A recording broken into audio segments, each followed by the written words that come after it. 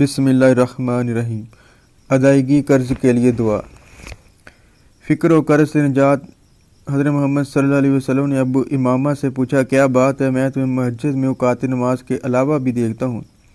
انہوں نے عرض کیا، یا رسول اللہ صلی اللہ علیہ وآلہ وسلم، کچھ پریشانیاں اور کچھ قرضے ہیں۔ آپ نے فرمایا، میں تمہیں ایسی دعا نہ بتا دوں، اگر تم پڑھنا شروع کر دو تو اللہ تمہاری فکر کو بھی دور فرمائے گا اور قرض بھی دور ہو جائے گا۔ انہوں نے عرض کیا، یا رسول اللہ ضرور بتائیں۔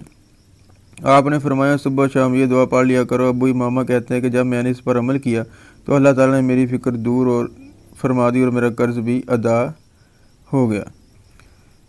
اللہم انی اعوذ بک من الہم والحزن واعوذ بک من العجز والکسل واعوذ بک، الہی میں فکر و غم سے اور ناتوانی سے اور سستی سے اور من البخل والجبن واعوذ بک من غلبۃ الدین وقہر الرجال، بخل اور بزدلی سے، قرض کے غلبے سے، لوگوں کے دباؤ سے تیری پناہ چاہتا ہوں، غم و فکر دور۔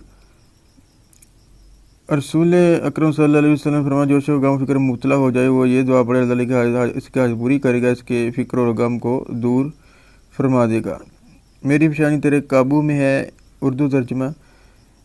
میرے حق میں تیرا حکم جاری ہے، تیرا فیصلہ میرے بارے میں انصاف کے ساتھ، میں سوال کرتا ہوں تیرے نام کے ساتھ جو تو نے اپنے لیے پسند کیا، اپنی کتاب میں تو نے اتارا ہے، یا اپنی مخلوق میں سے کسی کو سکھایا ہے، یا اپنے علم غیب میں تو نے اسے اختیار کر رکھا ہے، اس بات کا کہ تو کر دے قرآن مجید کو میرے دل کی فرحت و خوشی۔ الہی میں تیری نعمت کے زائل ہونے، تیری عافیت کے پھر جانے اور تیری ناگہانی عطاب اور تیری ہر طرح سے ناراضگی سے تیری پناہ مانگتا ہوں۔ اللہم آتنا فی الدنیا حسنۃ وفی الآخرۃ حسنۃ وقنا عذاب النار۔ ملیں گے انشاءاللہ نیکسٹ بار۔